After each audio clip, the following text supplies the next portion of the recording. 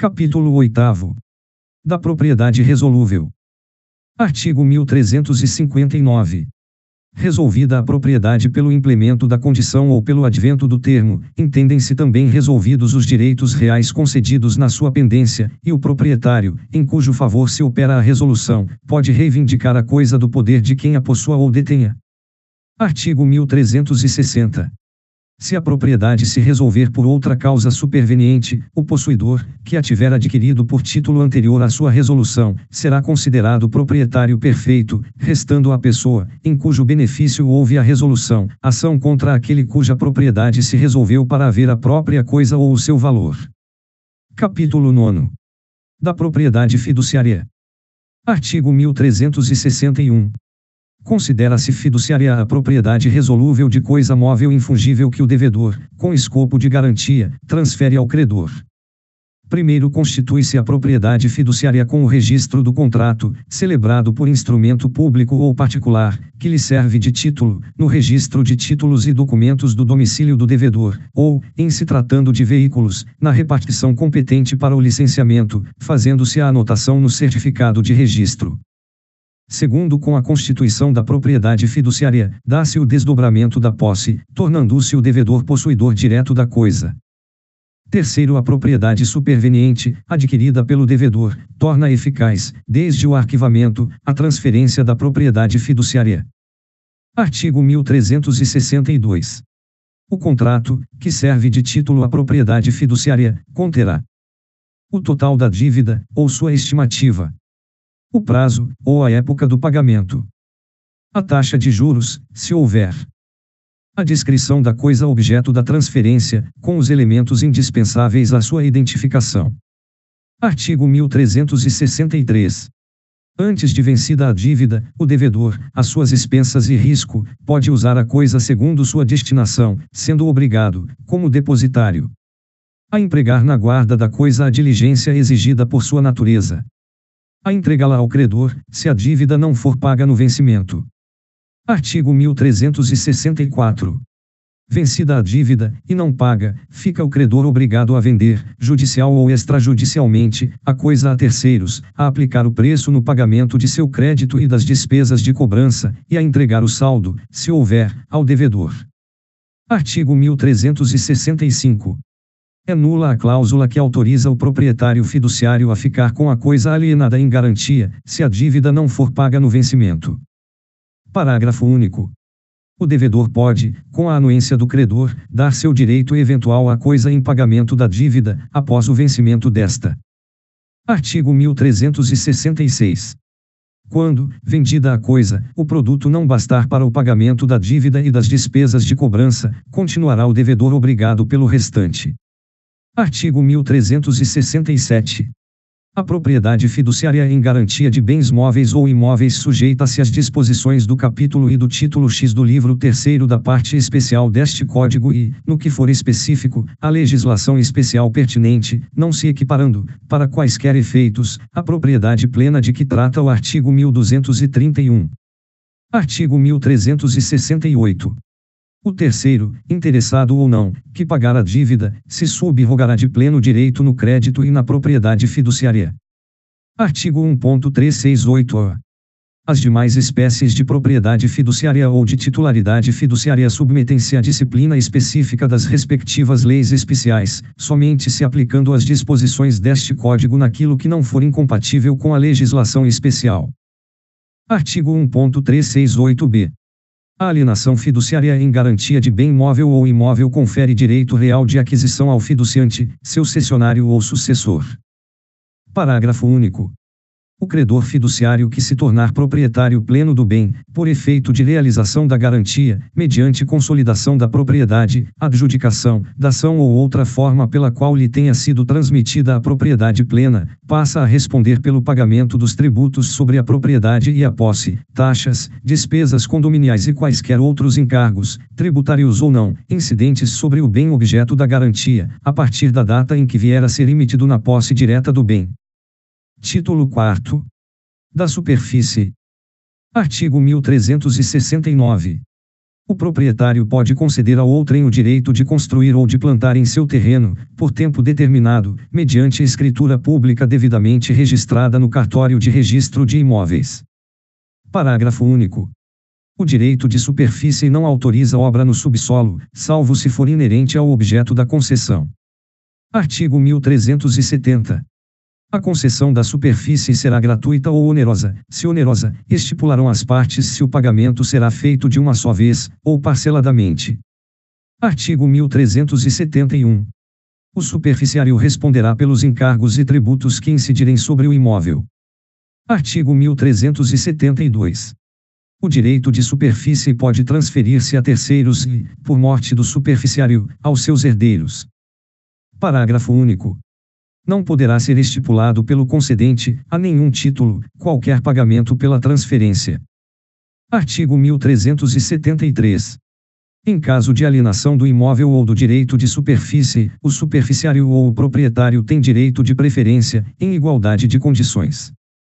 Artigo 1374. Antes do termo final, resolver-se-á a concessão se o superficiário der ao terreno destinação diversa daquela para que foi concedida. Artigo 1375. Extinta a concessão, o proprietário passará a ter a propriedade plena sobre o terreno, construção ou plantação, independentemente de indenização, se as partes não houverem estipulado o contrário. Artigo 1376. No caso de extinção do direito de superfície em consequência de desapropriação, a indenização cabe ao proprietário e ao superficiário, no valor correspondente ao direito real de cada um. Artigo 1377. O direito de superfície, constituído por pessoa jurídica de direito público interno, rege-se por este Código, no que não for diversamente disciplinado em lei especial. Título V. Das servidões. Capítulo I. Da Constituição das servidões. Artigo 1378. A servidão proporciona utilidade para o prédio dominante, e grava o prédio serviente, que pertence a diverso dono, e constitui-se mediante declaração expressa dos proprietários, ou por testamento, e subsequente registro no cartório de registro de imóveis. Artigo 1379. O exercício incontestado e contínuo de uma servidão aparente, por 10 anos, nos termos do artigo 1242, autoriza o interessado a registrá-la em seu nome no registro de imóveis, valendo-lhe como título a sentença que julgar consumado a usucapião. Parágrafo único. Se o possuidor não tiver título, o prazo da usucapião será de 20 anos. Capítulo 2. Do exercício das servidões. Artigo 1380. O dono de uma servidão pode fazer todas as obras necessárias à sua conservação e uso, e, se a servidão pertencer a mais de um prédio, serão as despesas rateadas entre os respectivos donos.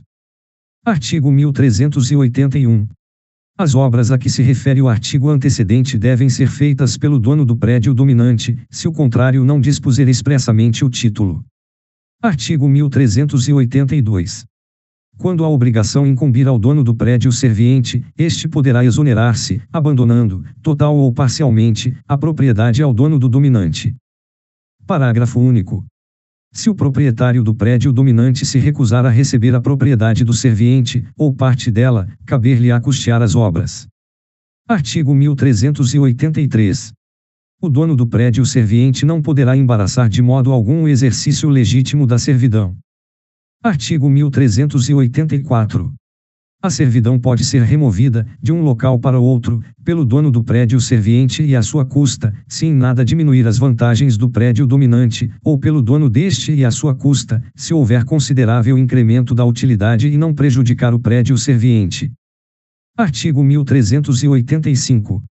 Restringir-se ao exercício da servidão às necessidades do prédio dominante, evitando-se, quanto possível, agravar o encargo ao prédio serviente. Primeiro, constituída para certo fim, a servidão não se pode ampliar a outro. Segundo, nas servidões de trânsito, a de maior inclui a de menor ônus, e a menor exclui a mais onerosa. Terceiro, se as necessidades da cultura, ou da indústria, do prédio dominante impuserem à servidão maior largueza, o dono do serviente é obrigado a sofrê-la, mas tem direito a ser indenizado pelo excesso. Artigo 1386. As servidões prediais são indivisíveis, e subsistem, no caso de divisão dos imóveis, em benefício de cada uma das porções do prédio dominante, e continuam a gravar cada uma das do prédio serviente, salvo se, por natureza, ou destino, só se aplicarem a certa parte de um ou de outro. Capítulo 3. Da extinção das servidões. Artigo 1387. Salvo nas desapropriações, a servidão, uma vez registrada, só se extingue, com respeito a terceiros, quando cancelada. Parágrafo único. Se o prédio dominante estiver hipotecado, e a servidão se mencionar no título hipotecário, será também preciso, para a cancelar, o consentimento do credor. Artigo 1388. O dono do prédio serviente tem direito, pelos meios judiciais, ao cancelamento do registro, embora o dono do prédio dominante lhe impugne. Quando o titular houver renunciado à sua servidão. Quando tiver cessado, para o prédio dominante, a utilidade ou a comodidade, que determinou a constituição da servidão. Quando o dono do prédio serviente resgatar a servidão. Artigo 1389. Também se extingue a servidão, ficando ao dono do prédio serviente a faculdade de fazê-la cancelar, mediante a prova da extinção. Pela reunião dos dois prédios no domínio da mesma pessoa. Pela supressão das respectivas obras por efeito de contrato, ou de outro título expresso. Pelo não uso, durante 10 anos contínuos. Título 6º. Do usufruto. Capítulo I. Disposições gerais. Artigo 1390. O usufruto pode recair em um ou mais bens, móveis ou imóveis, em um patrimônio inteiro, ou parte deste, abrangendo-lhe, no todo ou em parte, os frutos e utilidades. Artigo 1391. O usufruto de imóveis, quando não resulte de uso capião, constituir-se-á mediante registro no cartório de registro de imóveis. Artigo 1392. Salvo disposição em contrário, o usufruto estende-se aos acessórios da coisa e seus acrescidos. Primeiro, se, entre os acessórios e os acrescidos, houver coisas consumíveis, terá o usufrutuário o dever de restituir, fim do usufruto, as que ainda houver e, das outras, o equivalente em gênero, qualidade e quantidade, ou, não sendo possível, o seu valor, estimado ao tempo da restituição.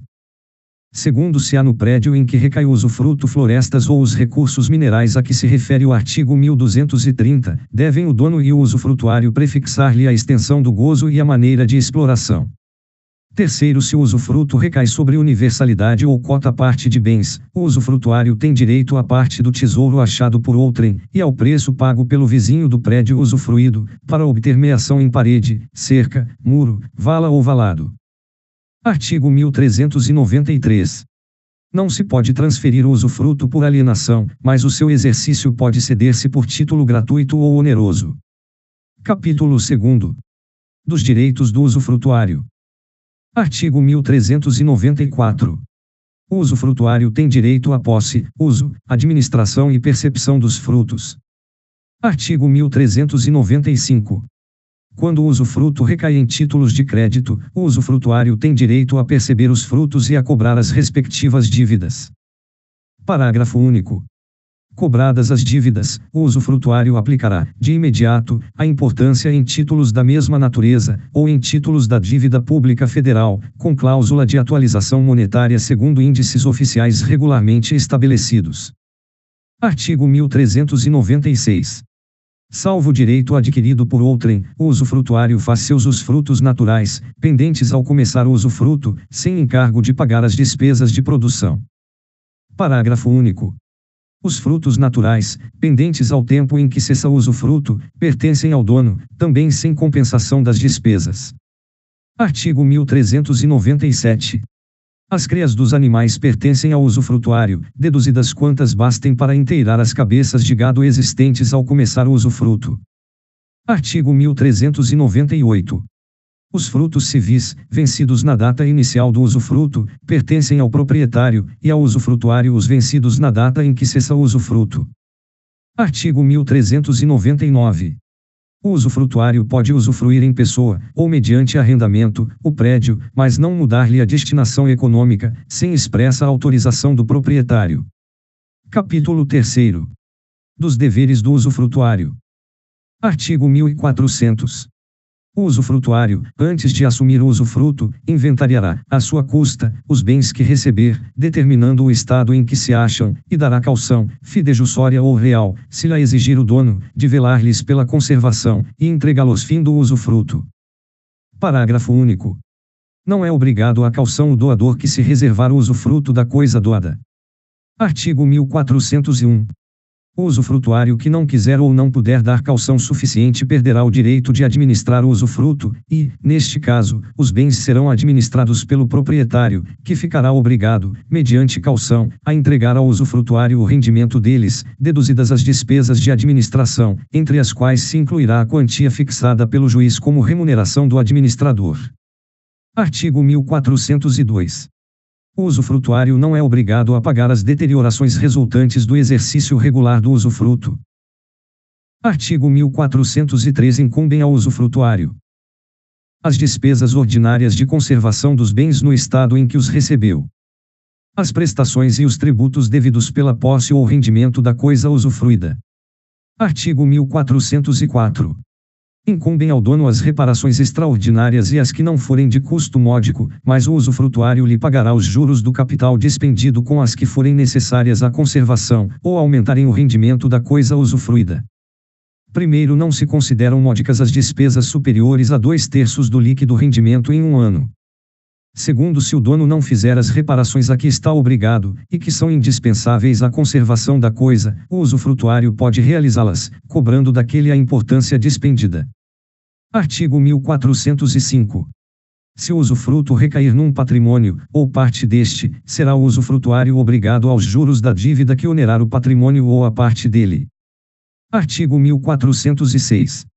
O usufrutuário é obrigado a dar ciência ao dono de qualquer lesão produzida contra a posse da coisa, ou os direitos deste. Artigo 1407. Se a coisa estiver segurada, incumbe ao usufrutuário pagar, durante o usufruto, as contribuições do seguro. Primeiro, se o usufrutuário fizer o seguro, ao proprietário caberá o direito dele resultante contra o segurador. Segundo, em qualquer hipótese, o direito do usufrutuário fica subrogado no valor da indenização do seguro. Artigo 1408. Se um edifício sujeito a usufruto for destruído sem culpa do proprietário, não será este obrigado a reconstruí-lo, nem o usufruto se restabelecerá, se o proprietário reconstruir à sua custa o prédio, mas se a indenização do seguro for aplicada à reconstrução do prédio, restabelecer-se-á o usufruto. Artigo 1409. Também fica subrogada no ânus do usufruto, em lugar do prédio, a indenização paga, se ele for desapropriado, ou a importância do dano, ressarcido pelo terceiro responsável no caso de danificação ou perda. Capítulo 4. Da extinção do usufruto. Artigo 1410. O usufruto extingue-se, cancelando-se o registro no cartório de registro de imóveis. Pela renúncia ou morte do usufrutuário. Pelo termo de sua duração. Pela extinção da pessoa jurídica, em favor de quem o usufruto foi constituído, ou, se ela perdurar, pelo decurso de 30 anos da data em que se começou a exercer. Pela cessação do motivo de que se origina. Pela destruição da coisa, guardadas as disposições dos arts. 1407, 1408, segunda parte, e 1409. Pela consolidação. Por culpa do usufrutuário, quando aliena, deteriora, ou deixa arruinar os bens, não lhes acudindo com os reparos de conservação, ou quando, no usufruto de títulos de crédito, não dá as importâncias recebidas à aplicação prevista no parágrafo único do artigo 1395. Pelo não uso, ou não fruição, da coisa em que o usufruto recai, arts 1390 e 1399. Artigo 1411. Constituído o usufruto em favor de duas ou mais pessoas, extinguir-se-á a parte em relação a cada uma das que falecerem, salvo se, por estipulação expressa, o quinhão desses couber ao sobrevivente. Título 7º. Do uso. Artigo 1412. O usuário usará da coisa e perceberá os seus frutos, quanto o exigirem as necessidades suas e de sua família. Primeiro, avaliar-se-ão as necessidades pessoais do usuário conforme a sua condição social e o lugar onde viver. Segundo, as necessidades da família do usuário compreendem as de seu cônjuge, dos filhos solteiros e das pessoas de seu serviço doméstico. Artigo 1413. São aplicáveis ao uso, no que não for contrário à sua natureza, as disposições relativas ao usufruto. Título 8º. Da habitação. Artigo 1414. Quando o uso consistir no direito de habitar gratuitamente casa alheia, o titular deste direito não a pode alugar, nem emprestar, mas simplesmente ocupá-la com sua família. Artigo 1415. Se o direito real de habitação for conferido a mais de uma pessoa, qualquer delas que sozinha habite a casa não terá de pagar aluguel a outra, ou às outras, mas não as pode inibir de exercerem, querendo, o direito, que também lhes compete, de habitá-la. Artigo 1416. São aplicáveis à habitação, no que não for contrário à sua natureza, as disposições relativas ao usufruto. Título 9. Do direito do promitente comprador. Artigo 1417. Mediante promessa de compra e venda, em que se não pactuou o arrependimento, celebrada por instrumento público ou particular, e registrada no cartório de registro de imóveis, adquire o promitente comprador direito real à aquisição do imóvel. Artigo 1418. O promitente comprador, titular de direito real, pode exigir do promitente vendedor, ou de terceiros, a quem os direitos deste forem cedidos, a outorga da escritura definitiva de compra e venda, conforme o disposto no instrumento preliminar, e, se houver recusa, requerer ao juiz a adjudicação do imóvel.